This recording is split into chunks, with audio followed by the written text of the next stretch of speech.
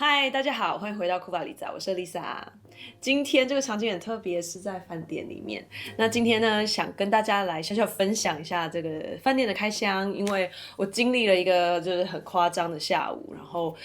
被饭店升等到套房，所以刚好跟大家开箱一下。然后另外的话呢，我们其实已经在要去欧洲的路上了，就是要跟东欧先生回去塞尔维亚，大概1个月的时间。所以这1个月时间呢，我会拍更多的开箱美食开箱影片，还有旅游影片给大家看。然后因为一些原因吧，过来上海这边办了一些文件，这个之后有机会再跟大家说。因为今天想跟大家分享开箱影片之外呢，还想跟大家分享一下我到欧洲的行李里面都有打包一些什么小物啊，或是也常常有人私讯说，我不知道怎么准备行李，所以我就会分享一些我觉得必带或是就是真的很实用的东西这样子。好，那我们先来看一下房间开箱吧。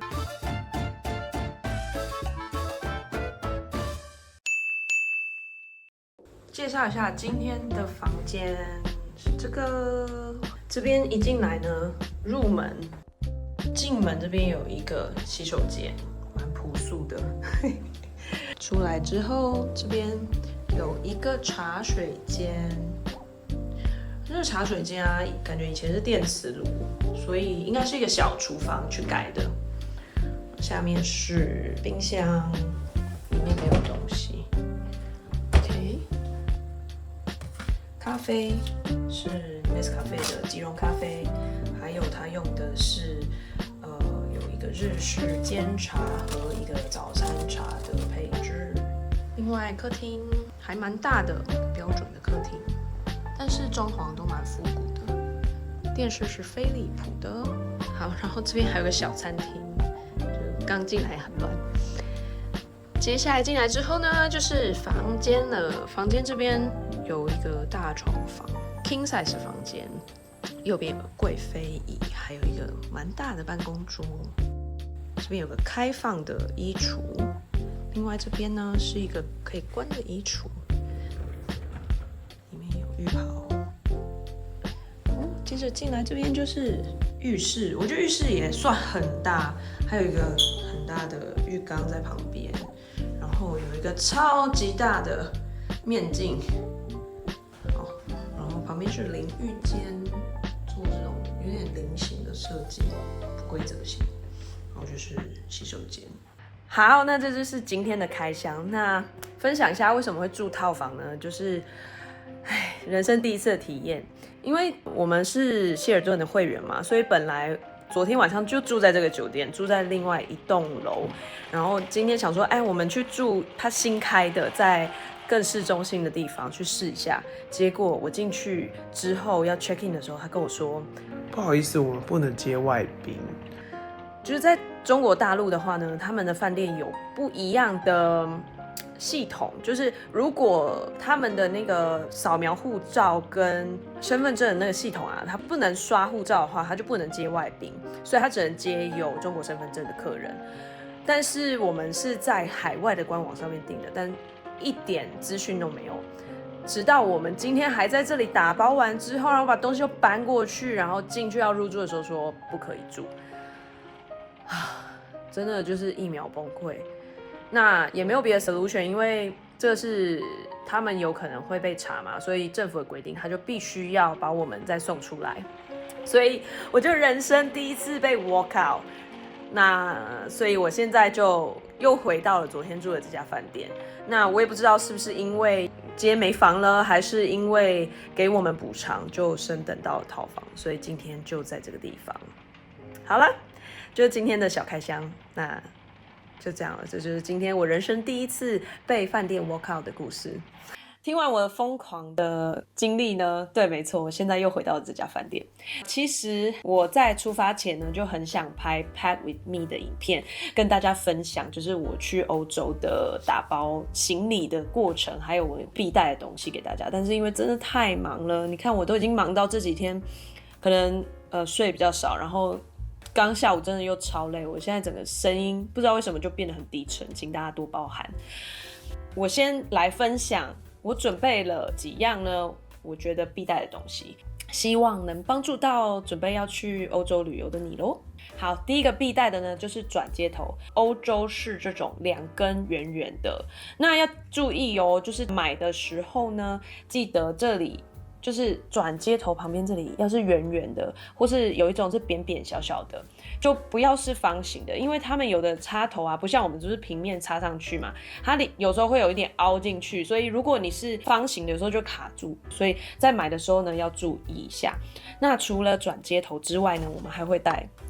延长线或插线板。欧洲的饭店很多是那种很古老的建筑，或者你住 Airbnb， 他们的插头不一定这么多，所以呢，我就会带这样子。那我们同时要充相机、电脑、什么手机，然后2个人一个就搞定了。然后像我这个的话呢，是还有 USB 接头的。欧洲的电压是220伏特的，所以大家在带电器的时候一定要注意哦，尤其是像吹风机啊、女生电棒卷啊这些，很多都是不通用的，所以要注意一下。但电子产品的话就没有太大的问题，基本上都是通用的，就是看一下你的那个变压器上面都会写。好，第二个的话呢，我先来讲旅行这个好了。我跟你讲，以前我就想说这超占空间的，为什么要带这个？但后来发现，尤其是长途旅行8小时以上的飞机，我真的非常推荐要过夜的人一定要带一个旅行枕。那像我这个是这种，因为像记忆棉，它其实也可以把它压缩到很小。那如果你觉得这样子很占空间的人呢，你可以买那种充气的。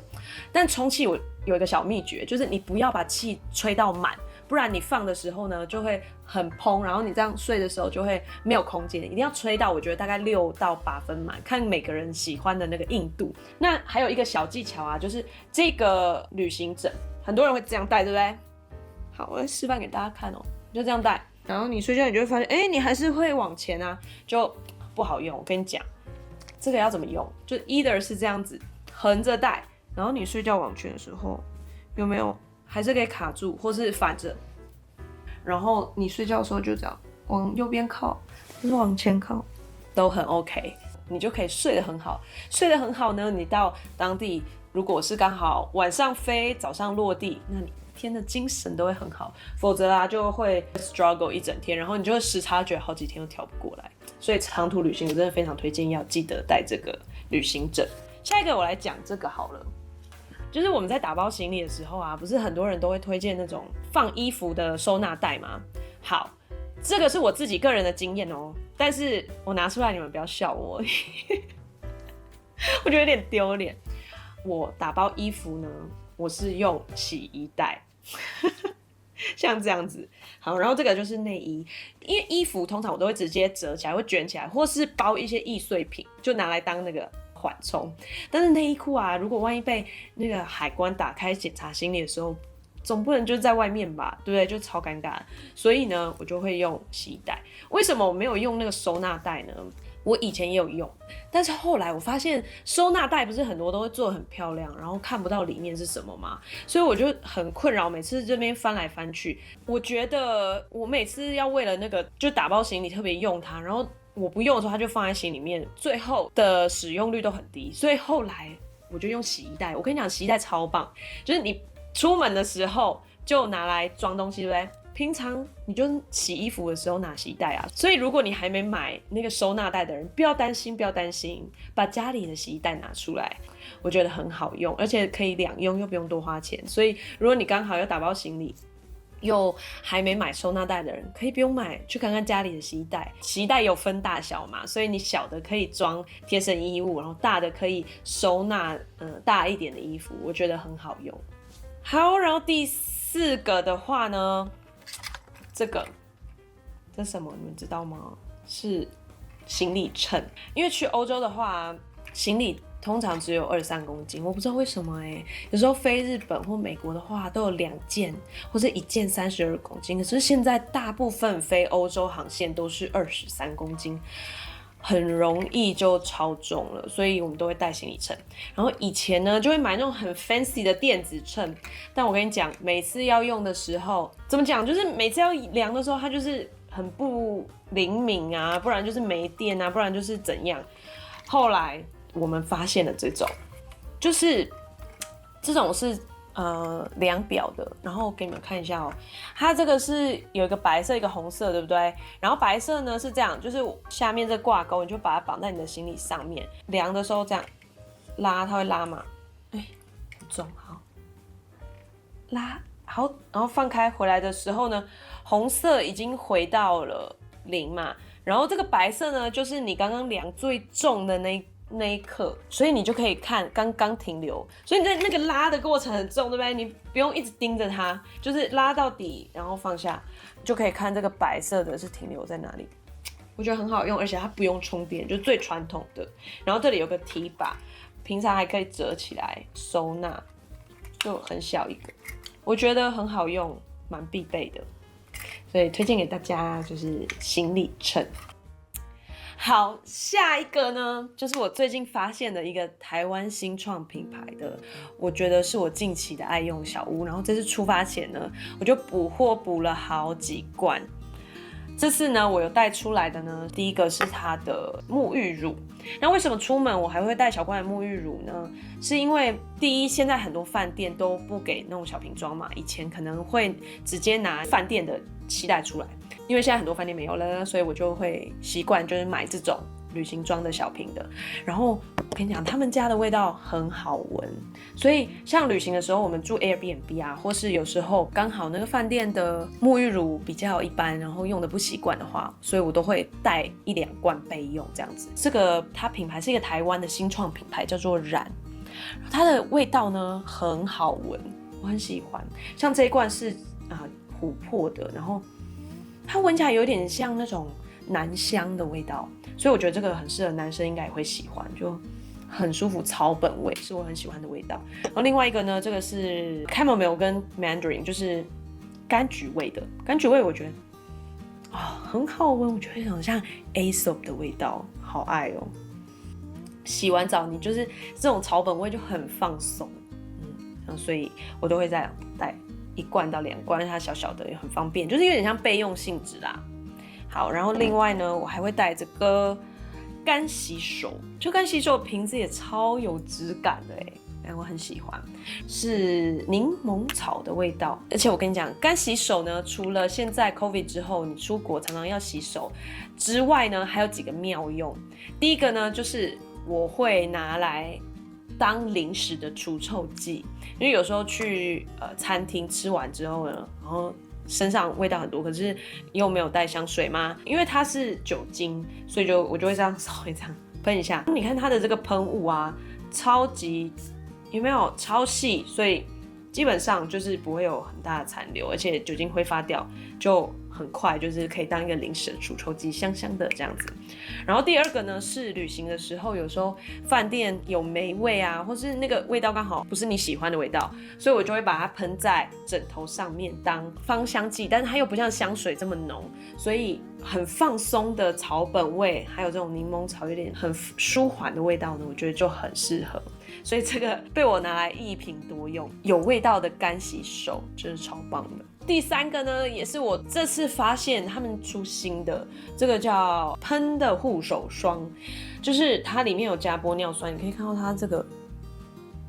有没有，就是蛮浓稠的，喷的时候呢是这样子柱状的，然后它就是透明的这样。然后我就是这样喷在手上擦一擦，也可以身体擦一点这样子。它跟一般护手霜不一样，它不是膏状的嘛，所以喷了之后呢，它会有微微一点点很微微黏黏的感觉，但是就不会油油的。所以如果不喜欢那种乳状油油的人啊，我觉得就很适合用这种喷的护手霜。目前我用起来我觉得还不错，因为它有玻尿酸，所以还是能帮皮肤保湿，但同时它就是没有那种黏腻感，我觉得还不错。所以这是我最近就是这次出发的时候呢，补货补了好几罐，我觉得很棒的小物分享给大家。OK， 最后要跟大家分享的呢，是大家最近去欧洲很困扰的，就是其实欧洲的小偷蛮多的，所以我这次就买了这个手机挂绳，这是我这一次出门前才买的，以前我没有用过手机挂绳。那因为我之前在上网看了很多手机挂绳都就很户外啦，那我的 style 我就是不是很喜欢那种很户外的，而且丑丑的我就不想戴啊，所以呢这次我就买了这个，我觉得很可爱耶，就皮革的这种。它这里呢挂的地方呢，它是用一个里面是有个垫片，然后直接放在你的手机壳里面就好了，所以可以不用粘，随时可以拆。但是呢，因为它里面是有一个宽宽的塑胶片，这样子拉其实是拉不开的。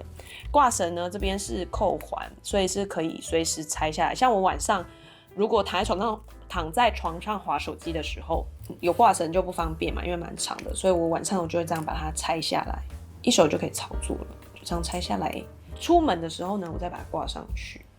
那挂绳有很多种啊，我觉得这次我试用了之后呢，很推荐大家买，原因是防备抢被偷是其中一个。但是呢，我觉得最好用的就是早上啊，去餐厅吃早餐的时候呢，我就这样斜背，给你们看，我就这样去吃早餐，因为去吃早餐的时候不会背包包嘛，所以就可以这样斜背，然后拿菜。然后拿完，也不会常常找不到手机。比如说有时候放在口袋，放在椅子上，不知道放哪里，我就这样挂着，然后放在腿上，超方便的。然后第二是有时候行李很多，我就有一个登机箱在左手，然后大行李箱在右手，然后又有一个肩背包在身上啊。那手机又常常要查资讯啊、查地图什么的，我就会把它挂在胸前，就是临时有人打电话来就可以赶快接起来。因为之前都会放在包包里，然后东西很多，然后我要打开包包去捞那个手机，或是放在口袋又怕被抢嘛，所以我觉得手机挂绳，用完之后还不错谢谢推荐的网友们，而且这个蛮便宜的就是我是在捷运站外面的那种卖手机壳的店买的，就这样买下来，垫片再加这个就350块。然后像这种如果因为我比较矮嘛，然后如果太长的话，你可以在前面这样打一个结，或是在后面打一个结，就还好吧，就也看不太出来，然后就这样挂，长度蛮刚好的吼，就在腰上这样子，很不错。这是我这次第一次使用，然后但是用了我觉得超方便的一个东西。好，最后一个了，就是皮夹，就是欧洲啊，其实我非常不建议大家带太贵的皮夹或是太贵的包包，因为呢，第一你是亚洲脸，他们一看就觉得你是观光客；第二，亚洲观光客很爱带很多现金，所以他们就很爱抢亚洲观光客，因为抢了就有 cash， 好吗？然后第三，很多人觉得我出国就是要美美的，所以我就要把我身上最棒的包包都带出去。我跟你讲，你就是目标，他们看到是不抢你抢谁啊，对不对？所以我不建议大家带很贵的包包。我出国呢，我就会换这种长的。这个包啊是 Robinco， 就是香港的一个品牌，然后我已经用了很久，我觉得很好用。它是这样子长的，算长夹，它里面呢是有可以放卡的夹层，因为它这个够长够大，刚好我的护照也能放进去，甚至你看我机票折了之后放进去都刚好。一边呢，我就会放当地用的货币，卡放中间，然后一边放护照，因为护照很常要退税什么的，所以我基本上都会带着，而且它是这样子两边，所以一边呢你可以放护照跟你出国前的原来国家的货币，然后另外一边呢放你要去的目的地的货币，就分两边，就比较不会搞错，我觉得很方便，所以这个推荐大家，就是这种实用性的皮夹啦。好。差不多，这就是我今天的好物分享。太阳也快下山了，我也快没声音了。至于我天啊，欧洲旅行还有好多可以跟大家分享的，就下一次吧。比如说，大家会问我怎么穿啊，衣服怎么穿啊，什么电话卡什么的，下一集再跟大家分享。那今天就先到这边咯。那谢谢大家今天观看，那我希望我们很快欧洲 vlog 见，希望这次旅行一切顺利，会给大家更多更棒的内容咯，或是留言告诉我你们想看什么样的欧洲旅游相关，就是我可以分享给大家的资讯，好吗？那今天的影片就到这里咯，记得留言，或是觉得有用的话给我点赞。好，那大家下次见咯，拜拜。